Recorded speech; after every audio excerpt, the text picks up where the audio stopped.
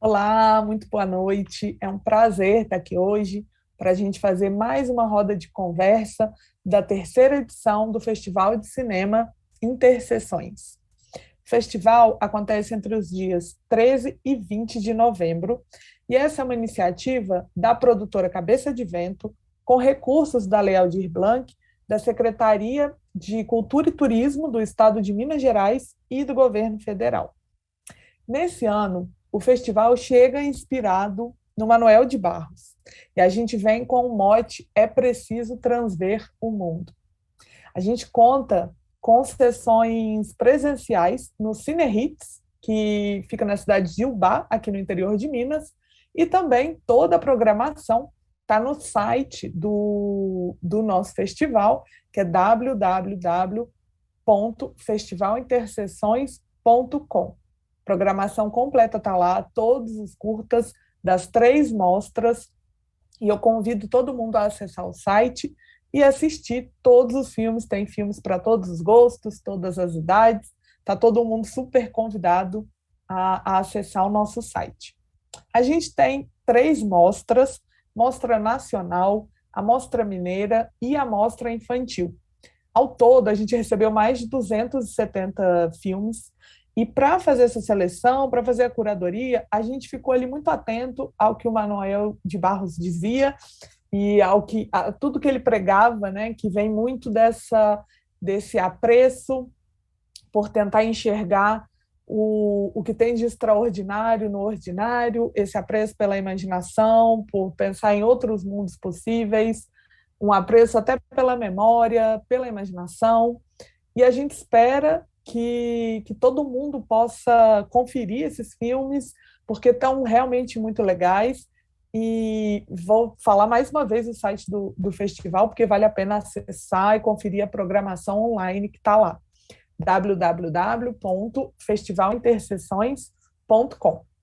Além das mostras competitivas, a gente também tem uma programação especial pensada para as escolas e as rodas de conversa com realizadores, que nem essa aqui, que está começando agora. Hoje eu vou conversar com dois realizadores que estão participando da Mostra Nacional. Está aqui com a gente o Marco Chagas, que é o diretor de 13 Horas, e também o R.D. Lima, que dirigiu o curta Aquele que Sendo. Boa noite, gente. Obrigada pela presença. Obrigada pelos filmes de vocês, que são incríveis, são super fortes e merecem ser vistos e comentados aqui nessa nossa conversa. Acho que a conversa vai ser muito boa. Antes da gente começar, quero só explicar para vocês como a gente pensou essa dinâmica. A ideia é que a nossa conversa seja muito leve, muito fluida. Aqui a gente não tem muita rigidez, assim, é para ser uma conversa mesmo. E a minha ideia é começar fazendo uma pergunta para vocês dois, e depois eu quero perguntar alguma coisa específica de cada um dos curtas, e no final eu faço mais uma pergunta também, pedindo para os dois responderem.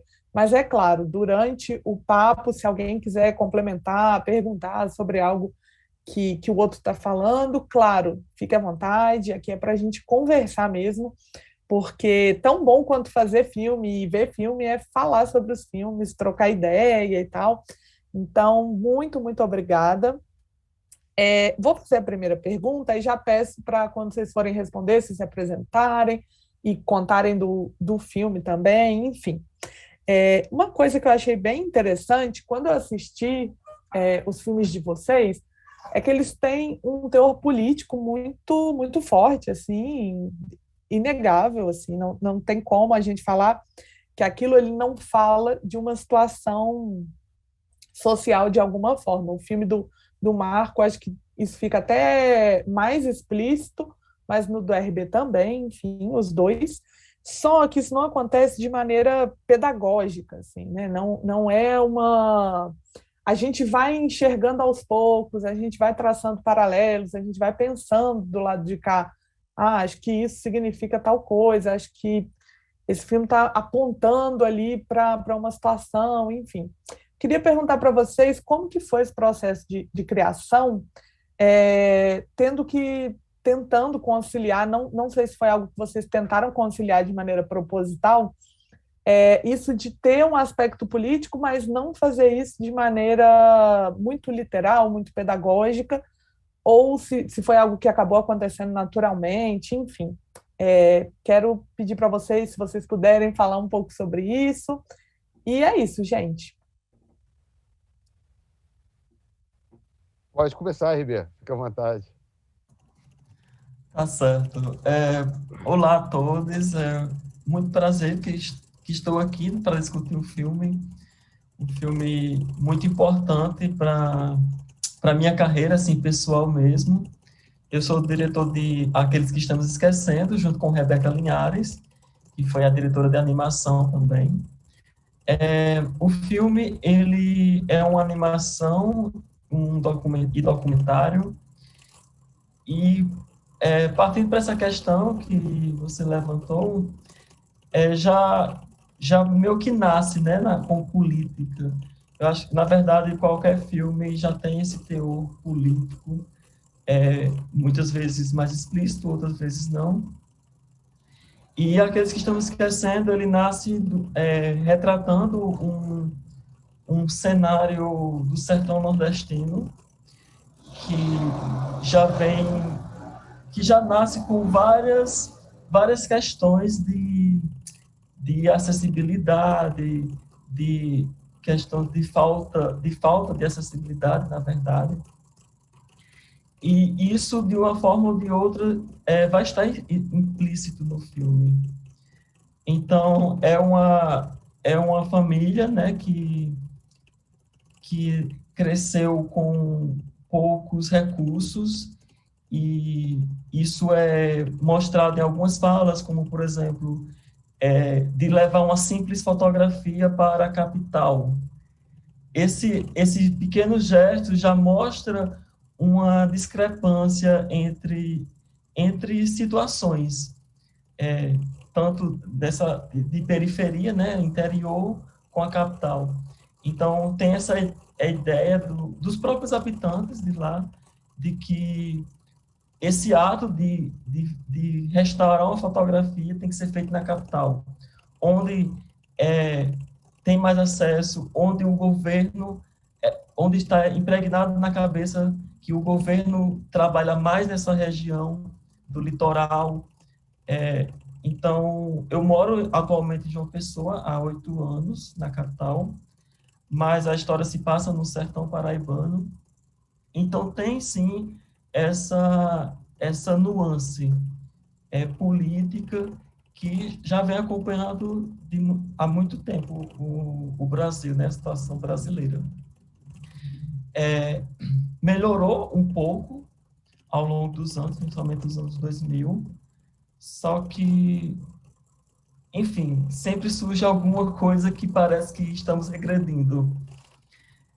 Então, fazer esse filme foi realmente um ato político, no sentido tanto da parte técnica, quanto também de mostrar aquela situação, de realmente não esquecer. Então, o título do filme é Aquele que Estamos Esquecendo, na verdade, é uma tentativa de não esquecer aquelas pessoas, aquele cenário, aqueles momentos. Acho que é mais ou menos por esse lado. Incrível, muito interessante isso da gente não esquecer dessa importância do registro, né? Eu vou até guardar meu comentário, que eu acho que tem a ver com a outra pergunta que eu quero fazer depois sobre o seu filme. E, Marco, agora eu te convido a entrar aqui na conversa e contar para a gente mais um pouco sobre o 13 Horas. Boa noite a todos. É um prazer ter sido selecionado para esse festival. Tenho certeza que todos os filmes são interessantíssimos. Estou louco para ver todos os filmes. E convido a todos para verem também, né? Acho que é uma mostra muito, muito legal. E falando, é o que o RB falou. Todo filme, ele é político. Eu penso que até um filme de criança, ele tem uma coisa política ali. Ele pode ser mais implícito ou não. No caso do meu filme, eu não queria que... ele é político, mas ele é político não por causa do acontecimento, mas eu penso que ele é político pela reverberação que ele faz acontecer ao redor daquilo que está... Eu não quero falar muito porque no meu filme tem que ver, se não posso, senão estraga, né? Mas o que acontece e a reverberação das pessoas com aquele ato faz ser um filme politicamente explícito. E é muito interessante, né? Porque é uma coisa tão simples, tão boba, que é um ato bobo. E as pessoas ficam enlouquecidas, algumas a favor e outras contra. Então, meu filme ele é mais político. Eu queria mostrar ele é mais político na reverberação que ele faz, não nele em si. É mais por aí mesmo. Legal, interessante. E eu acho que eu gostei do jeito que você falou, porque realmente, né, o seu filme eu acho que vale a pena a gente salvar e não dar um spoiler, porque é bem legal acompanhar tudo e no final, quando a gente chega no final, eu tive essa sensação que, igual você disse agora, a gente fica, nossa, mas é esse ato que está gerando tamanha. Então, acho que concordo super com o que você disse. Acho que você ter feito um filme que mostra, né, como um ato aparentemente tão simples está gerando tantas sensações e manifestações, já é algo muito, muito político e muito forte, assim. E outra coisa, Ana Lu, também. Claro. Mas eu penso que isso está acontecendo no dia a dia. Quando você está ali tomando um café e você vai falar alguma coisa, a pessoa te olha com um certo olhar, sabe? Pô, mas você é de esquerda? Você é de direita? Então, eu acho que isso está muito implícito no nosso dia a dia. Virou uma coisa cotidiana. O tempo todo você está na fila do supermercado, aí você vê a pessoa comentando, aí, sabe, você comenta alguma coisa.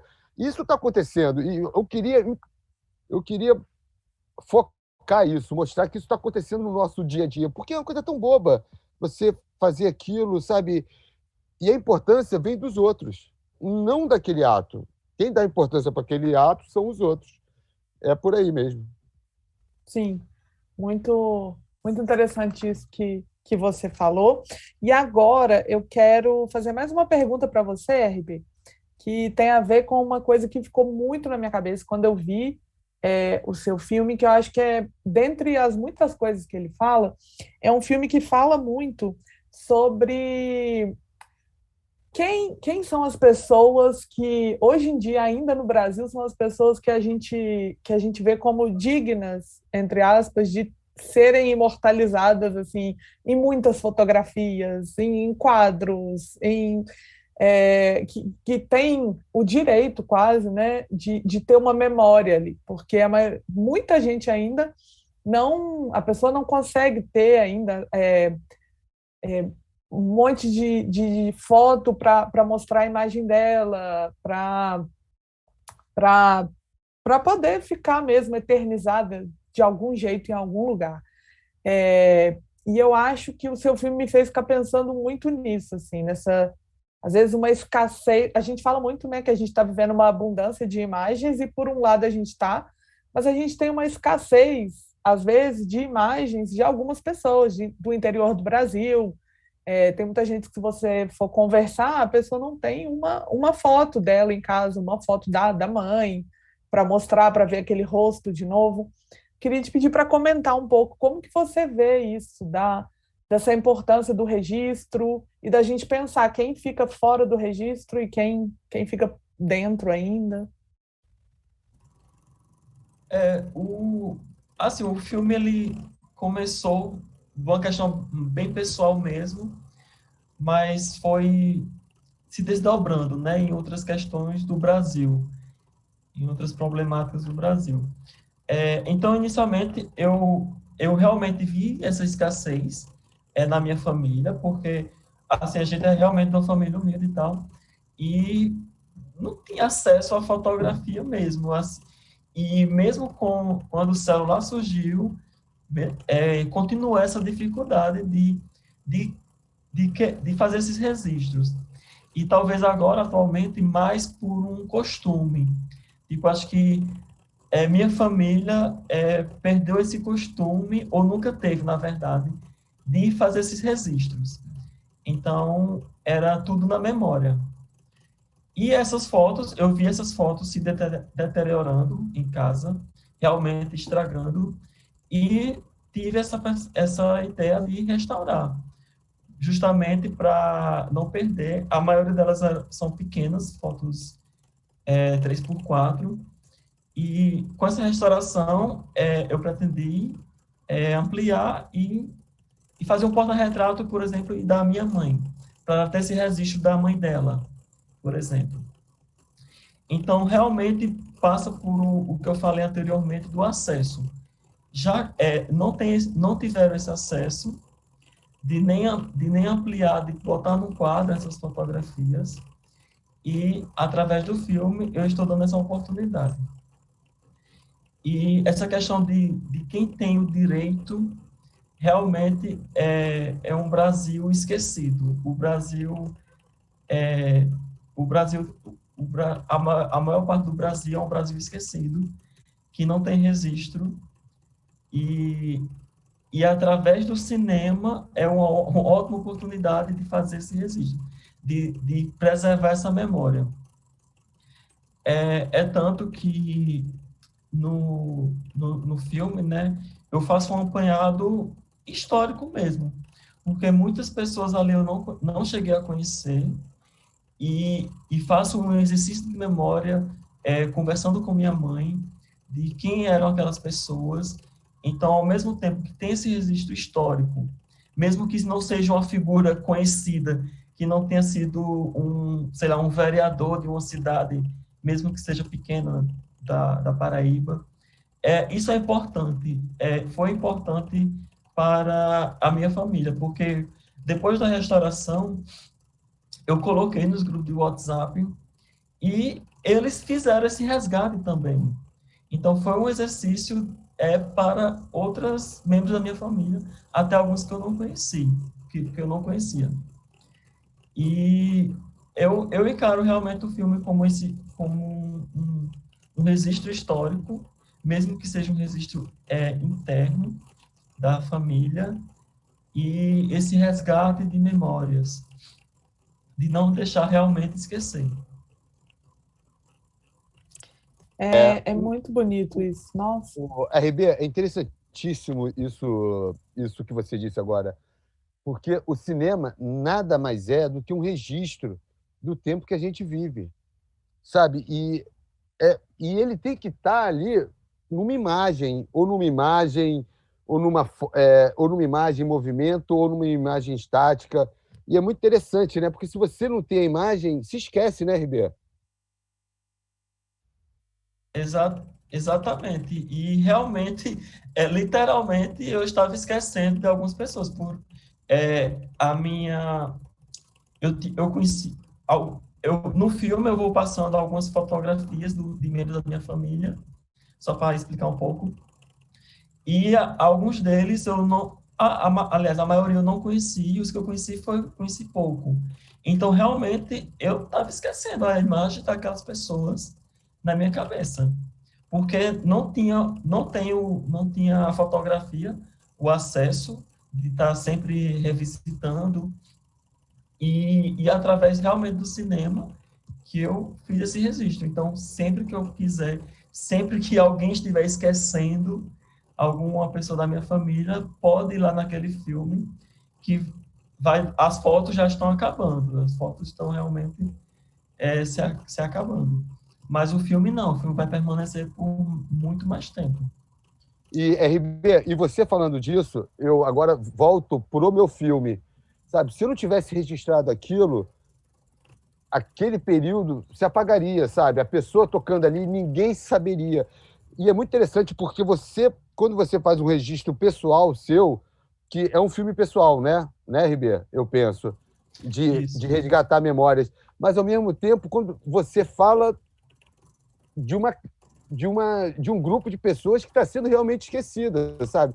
Como o meu filme, eu falo localmente para falar nacionalmente, né, RB? Eu acho que está muito por aí, né? Exato.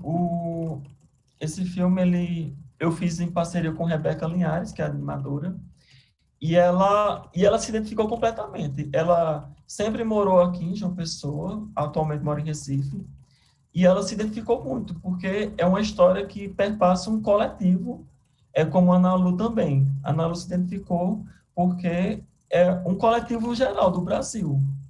Não é só... eu fui perceber isso depois, realmente, ao longo do processo, que eu não estava contando apenas a história da minha família. Ela está atravessando, e isso eu já conversei com outras pessoas, realmente está atravessando outras histórias. E eu não assisti seu filme, mas pelo que você falou, não assisti ainda, no momento que a gente está vivendo atualmente, a gente está precisando dizer o óbvio. E o óbvio está chocando. Tipo, a gente precisa dizer o que está na cara. Isso realmente é um caminho que o Brasil está traçando que não é muito confortável. Mas, RB, isso é interessante você falou. A gente tá precisando dizer o óbvio. Eu já penso, no meu filme tem muito isso. As pessoas dizem, todas falam ali, todas se manifestam, todas vão para a janela e se manifestam de alguma maneira, mas elas não estão escutando as outras. Eu acho que a gente vive muito isso. Todo mundo está falando e ninguém quer parar para escutar o outro. Eu acho que é por isso, é o grande problema hoje em dia, é isso. Você vai no Twitter, você vai numa rede social, você vai na fila do supermercado, ninguém quer escutar o outro. Eu acho que enquanto a gente não sentar para escutar o outro, por que você está fazendo isso? Estou fazendo isso por isso, por isso, por isso. Ah, legal, não concordo, mas tudo bem. Entendeu? Eu acho que está muito isso, cara. Ninguém está escutando o outro, sabe? Ninguém. As pessoas estão sem memórias, eu penso, né, RB, também, como você falou. E é muito gozado isso do seu filme, de registrar uma coisa pessoal e falar do nacional. E as pessoas, eu acho que estão sem memória, sabe? Porque as pessoas, há pouco tempo, tinham uma ditadura e as pessoas não estão conseguindo resgatar isso. E está cheio de arquivo para as pessoas verem, né, RB? É interessante isso. É bem por aí mesmo. Tá? Gente, ai, desculpa, RB, pode Não, é só continuar. complementar mesmo que as redes sociais estão transportando o que acontece nas redes sociais para a vida real. E isso é muito prejudicial. Eu não nasci nessa época eu não cresci, né, na época das redes sociais, mas isso está afetando todo mundo atualmente. Eu não acesso muito, principalmente o Twitter, que parece que é um lugar sem lei, e está muito tenso. Estão transportando as tensões das redes sociais para a vida real. Está bem tenso. Eu quero aproveitar que você falou em vida real e tal. Quero perguntar para vocês como tem sido a recepção aos filmes de vocês, respectivamente. Se tem suscitado, qual tipo de discussão, se tem muita gente se identificando ali com muita coisa. O RB já começou a falar um pouco sobre isso, mas queria que vocês contassem mais como está sendo no Brasil de hoje, como o filme de vocês está chegando aí nas pessoas. No caso do meu filme, está chegando muito bem. Assim, as pessoas gostam muito, comentam. Uma parte gosta muito, uma outra parte eu penso que fica um pouco sem graça quando o meu filme é falado, porque eu penso que eles se enxergam ali e falam: pô, que burrice pra janela para reclamar de uma música dessa, entendeu? Então eu sinto isso. Ele desloca um pouco as pessoas as pessoas que assim não concordam muito. Mas uma outra parte gosta muito até, sabe? Porque acho que gosta porque reage, porque ela toca, uma pessoa reage e a outra parte se defende, tem ali uma dinâmica. Então, está sendo muito bem. Assim, eu estou gostando muito, sabe? Eu estou louco para as pessoas assistirem o filme no festival e comentarem comigo, criticarem, sabe? Eu acho que é isso, mas ao todo está sendo muito bem, assim. Eu tô muito feliz e ele continua atual. Eu acho que ele vai continuar atual até 2022. Com Depois certeza. depois de 2022, acho que isso acaba, se Deus quiser. Mas até 2022 ele está muito atual. É isso. Então, o meu, eu não recebi ainda muitos comentários, apenas alguns mais internos de alguns amigos que viram, pessoal da produção, porque ele só foi exibido 2 vezes, e essas 2 vezes foi presencial, e eu não pude ir. Então, eu não tive ainda esse embate, digamos, com o público, que eu espero ter logo, tanto nem mesmo no virtual, né? No virtual acontece bastante. Então, eu estou nessa expectativa, o festival é, começou agora dia 13, né? Então, expectativa de ver como vai dar essa recepção. Sim, sim. E assim, é uma coisa que vocês devem sentir, né, como realizadores, a diferença, né, da gente não ter, pela pandemia, nos últimos tempos, a gente não ter conseguido fazer encontros ali, ao vivo, né, de você conversar com as pessoas, você vê as pessoas vendo o seu filme, isso é outra coisa, né, a energia ali é muito diferente. Mas eu quero até já aproveitar e falar para você, né, já que você falou que até agora você não teve a oportunidade, né? Quero te contar aqui, assim, para mim, nossa, eu fui assistindo seu filme e eu pensei muito na minha família toda, porque eu sou aqui do interior de Minas, a minha família é toda daqui também, e sou um daqueles casos clássicos de primeira pessoa da família inteira que fez faculdade. Meus pais não estudaram, minha família é simples, e eu sempre achei uma loucura como que a gente tem pouquíssimos registros das coisas. Tipo, o meu avô já faleceu, e a gente tem uma foto dele aqui em casa, assim. Meu pai sabe me contar poucas coisas também, uma coisa bem difusa, assim. Quem foi o pai do meu avô, eu já não sei, assim. Então, meu pai sabe me falar o nome, mas a gente não sabe, a gente não tem uma foto dessa pessoa, a gente não sabe onde ele viveu, etc. E isso que nem você falou, isso é geral, é quase que arrisco falar assim, a maioria do Brasil é assim, a gente conhece até a história da avó ali da gente, mas não é muita gente esquecida, é muita gente sem essa história oficial contada assim. E acho que o seu filme tem um papel muito bonito nisso, de mostrar para muita gente que vale a pena assim, contar essa história, enfim. É, queria te falar isso agora, né? Que eu acho que é importante saber como que está chegando nas pessoas. Né? Obrigado. Eu vi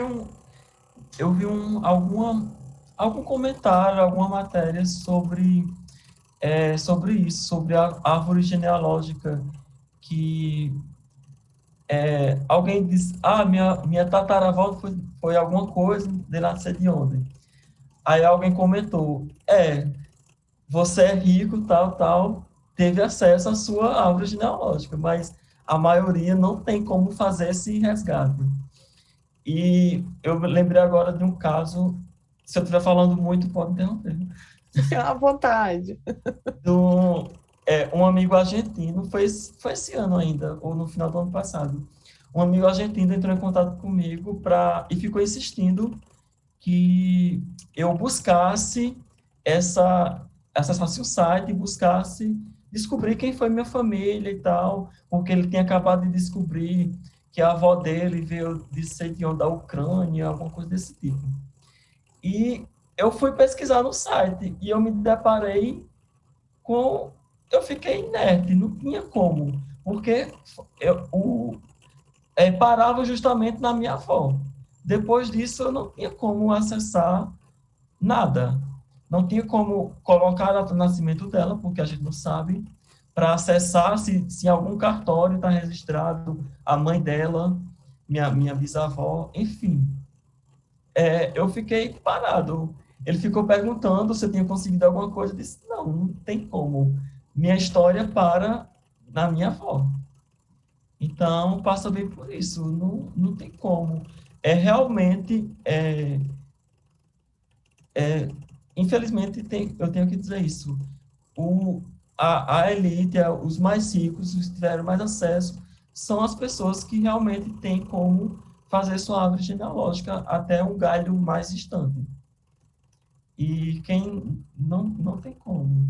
Principalmente os migrantes, realmente os migrantes italianos, japoneses têm um acesso maior, mas o brasileiro mesmo, o português, não tem, é difícil. Sim, sim. É Porque muito vem dessa isso. mistura, né? Português, índio, Uhum, africano, então. sim. E até o Marco, quando ele estava falando, eu achei interessante que ele falou, né, que o filme dele, a gente não está falando do registro exatamente de pessoas, mas de uma situação ali que se o documentário não mostrasse, eu fico pensando que seria uma perda muito grande. A gente não vê isso, tudo que estava acontecendo ali. E eu acho muito legal que o filme começa. Achei que foi uma sacada incrível assim, de montagem, de edição, que a gente começa o seu documentário vendo ali um bairro pacato, uma rua pequenininha, silenciosa, e fica uma ideia de que assim, ali não acontece nada, a gente não precisa saber de nada que está rolando ali, ou as coisas que acontecem ali naquela rua não dizem respeito, por exemplo, a mim que estou aqui em Minas. Mas foi tão legal que você conseguiu pegar isso, trazer para a luz e falar, gente, isso é um retrato aqui da nossa realidade hoje em dia, assim. E seria algo que, se não fosse registrado, também poderia passar aí despercebido, né? Achei muito legal. E queria te perguntar, de onde que veio a ideia de registrar isso, no caso? Você estava ali perto, você ficou sabendo, como foi? Então, Ana Lua, eu acordei e aquela situação toda que a gente viveu naquela época estava assim me perturbando, como me perturba hoje muito. E eu li uma matéria no jornal. Eu falei, que coisa. E aquilo ficou na minha cabeça. Eu falei, eu vou lá para ver isso. E quando eu cheguei e vi aquele ato, eu me arrepiei todo. O ato presente é uma coisa, Ana Lua, é de arrepiar a invocação. A, a, a, é impressionante o quanto de pessoa se manifestou pelo aquele ato. Então, aquilo me chamou a atenção. Falei, cara, que coisa louca, sabe? Mas eu também, depois, eu pensei que, como a gente está falando muito de registro, por causa do filme do RB, e isso pegou em mim. E eu acho interessante aquilo ficar registrado, porque as gerações futuras vão ver que as pessoas se manifestaram, sabe? No seu cantinho, no seu. Ah, não fizeram nada. Fizeram, estavam fazendo da sua maneira. Pronto, eu fiz da minha maneira isso. Eu fiz da minha maneira, o RB fez. E eu acho que a gente, que, sabe, é um pouco contra o sistema, porque a gente não sabia como utilizar. E outra coisa também, aquilo me parecia muito Twitter. Sabe, eu estava vendo o Twitter ao vivo ali, sabe? Era, é o que o RB falou, estava saindo do virtual, não, saiu do virtual e ficou para o real, como a gente está vivendo. Então, quando eu vi aquele ato, eu li aquela matéria, eu falei, pô, como é que pode? Não pode ser isso. E foi uma notinha no jornal. E fui lá presenciar esse ato e me chamou a atenção. Eu falei, cara, eu preciso registrar isso de alguma maneira. Isso não pode ser esquecido, sabe? Eu quero saber por que as pessoas por que isso incomoda tanta gente, por que isso emociona tanta gente e por que para outras pessoas não acontece nada. Mas de alguma forma aquela música tocava as pessoas toca as pessoas de alguma maneira. E eu fiquei assim, eu senti a necessidade de registrar esse momento para não cair no esquecimento. Muito legal. Marco, e foi você quem conduziu as entrevistas? Como que foi assim esse processo? Foi um processo assim, de um mês, eu tocando em porta e pedindo para as pessoas falarem. Algumas quiseram falar, outras não. Geralmente, quem era a favor queria falar muito, queria expressar. Porque eu acho que naquela época a gente não estava conseguindo se expressar, Nalu. Então, quando eu ligava a câmera, a pessoa falava. Os que eram o contrário não gostavam muito não de falar, se sentiam acanhados, porque eu acho que eles vivem mais numa coisa virtual, sabe? Não conseguem viver aquilo Interessante, isso é no verdade. físico. Isso é muito interessante. Eles só conseguem ficar no virtual porque é vergonhoso, sabe? Você xingar uma pessoa, para com essa porra, enfia tananã, enfia isso no. É vergonhoso. Isso aí você faz na internet, mas quando liga a câmera, os caras ficavam paralisados. E outra coisa, Lulu, as pessoas que ligavam e eram contra o ato, eu tive que tirar muita. Eu tirei algumas entrevistas, porque elas acabavam falando delas mesmas. Foi um erro meu, eu deveria, mas eu falei, eu vou preservar. Falavam dos filhos, que os filhos eram, sabe? Dava uma volta, eu falava, cara, mas eu tô falando é da música. E elas iam falando do filho, porque meu filho é isso, tananã, tananã, tananã, tananã. Aqui. Aí eu falava, meu filho é homossexual, mas, sabe, era muito doido. Nossa, eu imagino. Agora eu já tô pensando aqui que você poderia lançar um número 2, Ah, 13 horas, o 2, o retorno, mostrando um pouco mais desse lado, porque é muito interessante que, assim, isso que você falou, eu achei incrível, de essas pessoas, né, mais, que hoje em dia a gente vê na ala mais conservadora e tal, é muito legal que no filme a gente vê, fica claro que quem está do lado favorável é, consegue muito se expressar, favorável à manifestação ali que o filme registra, consegue se expressar e consegue bancar, né, aquilo. Fala olhando para a câmera e fala de peito aberto e é muito legal que no filme dá para ver também que quem ali não é um lugar meio de a pessoa está meio acuada, a pessoa não sabe muito como dizer, fica escolhendo as palavras, assim. E na internet a gente vê que é quase que o contrário, né? Na internet as pessoas contra são muito vocais enfim, a gente viu, né, tudo que aconteceu na última eleição. E, nossa, muito, muito legal. Não tinha pensado nisso quando eu vi o filme.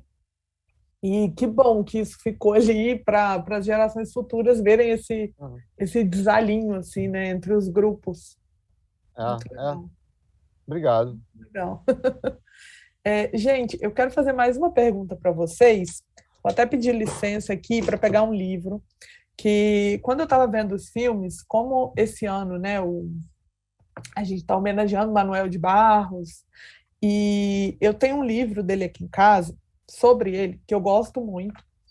E aí, eu estava lendo hoje, quando eu estava me preparando aqui para a nossa conversa, eu li um trecho super interessante que fala dessa coisa que Manuel de Barros tinha por procurar enxergar o que tem ali de incrível, de extraordinário, no que é pequeno, comum, cotidiano. E vou ler um trechinho, assim, porque eu acho que tem a ver com os filmes de vocês, depois quero aproveitar isso para fazer mais uma pergunta. Na matemática, os pontos ordinários de um triângulo são os inumeráveis e indistintos pontos que ocupam cada um dos lados da figura, ao passo que seus 3 pontos extraordinários ou singulares localizam-se em cada ângulo do triângulo. Em uma reta, por sua vez, os pontos extraordinários são 2, aqueles que ocupam os extremos da linha. Mas a diferença entre ordinário e extraordinário mostra toda a sua riqueza quando examinamos o círculo. Aparentemente, a tal figura geométrica é destituída de pontos extraordinários ou singulares. Mais do que uma linha reta, geralmente costuma-se afirmar que a nossa vida é um círculo. O círculo de nossa vida. Então, estaria o círculo de nossa existência destituído de momentos singulares? Estaria nossa vida refém do ordinário? Entretanto, o círculo guarda um segredo, tanto na matemática como na vida. Qualquer ponto ordinário de um círculo pode metamorfosear-se em ponto extraordinário, se por ele passa uma tangente. No encontro da tangente com o círculo, ambos dividirão o mesmo ponto, abrindo assim o círculo a uma força que vem de fora de seus limites e contornos. Quando o ordinário se converte em extraordinário, acontece o deslimite, renovando-se a vida. Eu achei muito legal essa metáfora de falar que, assim, né, na matemática, a gente tem ali algumas figuras geométricas, tipo o triângulo, que tem só 3 pontos extraordinários, a reta, que tem 2, e o círculo, que parece que não tem nenhum, mas se passa uma reta por ele, ali o círculo ganha esse ponto extraordinário. E isso tem muito a ver com o que o Manuel de Barros falava, e eu acho que tem muito a ver com os filmes de vocês, que nada é destituído de uma riqueza, nada é destituído de uma profundidade. A gente não pode falar que, mas eu vou fazer um filme sobre isso aqui, eu vou fazer um filme nessa rua, eu vou registrar essa pessoa. Eu acho que vocês conseguiram muito com o filme de vocês fazer jus a isso de enxergar o extraordinário que está ali no ordinário. Eu achei incrível que eu tinha já selecionado esse trecho, e eu lembrei que uma das entrevistadas do seu filme, Marco, fala isso, que sobre o extraordinário que vem de algo. E aí queria pedir para vocês comentarem um pouco, se vocês acham que tem a ver isso tudo que eu falei com o filme de vocês, como que vocês enxergam essa capacidade de pegar algo muito ali simples e enxergar a riqueza que está ali. Eu amo Manuel de Barros, assim, também tenho livros deles. Estrela Cadente é que nem dente, porque cai. Eu adoro Manuel de Barros, sabe? E o Manuel de Barros tem muito isso, sim, aqueles poeminhas curtinhos dele, quase infantil, sabe? Que são maravilhosos, você não dá nada. E você está perfeita. No meu filme tem muito isso. Eu amo Ozu. E o Ozu trabalha muito com rotina. A rotina das pessoas, igual o pai da noiva, tudo fazendo a mesma coisa. Porque o Ozu fala que na rotina tem o extraordinário. Eu acho que qualquer coisa, se a gente pegar um tempinho da nossa vida e sentar e perceber a pessoa ali, sabe? Outro dia eu estava reparando aquelas pessoas que ficam na rua vendendo joia. Compro ouro. E eu fiquei olhando para aquela pessoa assim, eu falei, cara, é extraordinário aquela pessoa estar aqui, porque ela, sabe, é quase uma ausência de fazer nada que ela faz tudo. Então tem tudo a ver. E eu fico feliz. No meu filme eu quis mostrar isso mesmo, sabe? É o ordinário, ó. O ordinário, ele é extraordinário. Eu penso assim, eu acho que você é perfeita. Basta só a gente ter um tempinho, uma atenção para ver aquilo, para analisar aquilo, para digerir. É isso. Eu acho que tudo é um filme, tudo é político, tudo é um ato político. A menor coisa. É isso mesmo. Eu fico muito feliz de você ter percebido isso. E o festival tá com essa linha, com essa linguagem, sabe? Do ordinário. O ordinário é extraordinário. Para mim, só basta você ter um tempo, focar aquilo, enquadrar na sua cabeça e digerir. É isso. Que bonito, que ótimo. E você, RB? Eu concordo em tudo com o que Marco falou. É bem isso mesmo. Eu também gosto bastante do Ozu. E ele faz... Eu estou começando mais agora nessa linha de cinema de banalidades, que tem até estudos sobre. E é justamente isso. Qualquer ato, assim, eu acredito que possa se tornar extraordinário, ou já é extraordinário para alguma pessoa, para alguma... Enfim, para algum olhar, diante de algumas perspectivas. Especificamente no filme, né, no Aqueles, ele é bem isso mesmo, porque é uma simples conversa entre 3 pessoas e vai tecendo, vai desenvolvendo e transformando em uma rotina, transformando em uma coisa que pode sim ser extraordinária, que é esse resgate da memória. E eu concordo, muito bonito essa analogia do Manuel, e também eu trago do Pequeno Príncipe, que ele diz no livro, né, que ele faz a relação à rosa. Então, se ele cuidou daquela rosa, ela deixa de ser uma rosa entre tantas outras, ela se torna importante, porque ele dedicou um tempo para aquela rosa. Então, eu acredito que em qualquer ato, qualquer rotina, pode sim ter o extraordinário. Que legal. Nossa, eu concordo muito, claro, com tudo que vocês falaram. E estou muito feliz que a gente teve essa conversa e que eu pude ver que muito do que eu senti quando eu vi os filmes, eu comprovei, assim, agora conversando com vocês, assim, foi muito gostoso. Gente, eu quero agradecer muito vocês pela presença.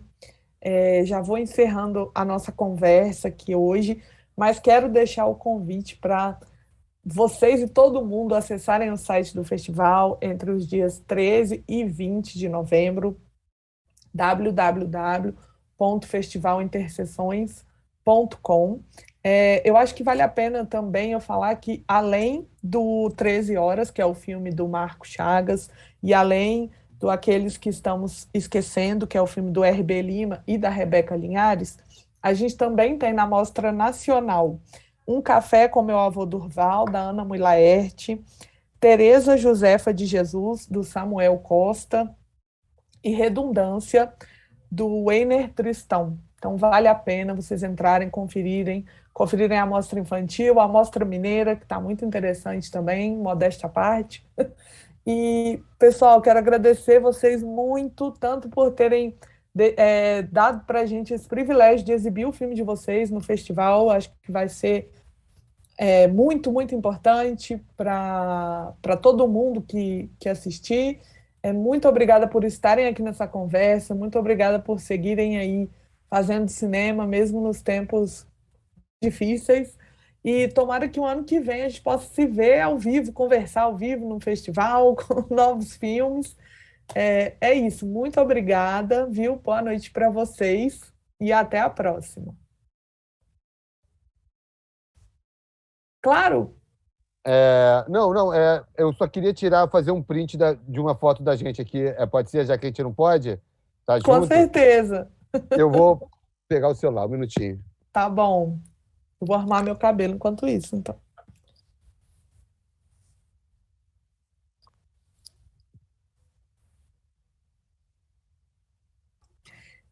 Depois eu passo para vocês, gente, o dia exato e a hora que a gente vai colocar no ar nossa Ana conversa. Lu, e eu queria saber como é que, se você puder, as pessoas sabem como é que foi o comentário delas. Eu sempre gosto de saber.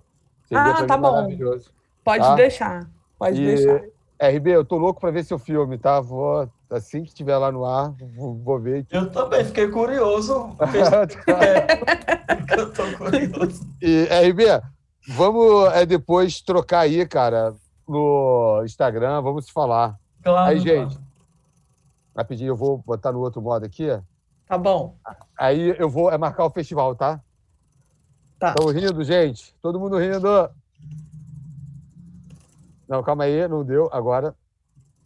Rindo. Obrigado, gente. Foi ótimo. Pessoal, muito, muito obrigada mesmo, viu? Obrigado. Beijão para vocês. Esperando vocês aqui em Minas. Tá bom. Beijão. Tchau.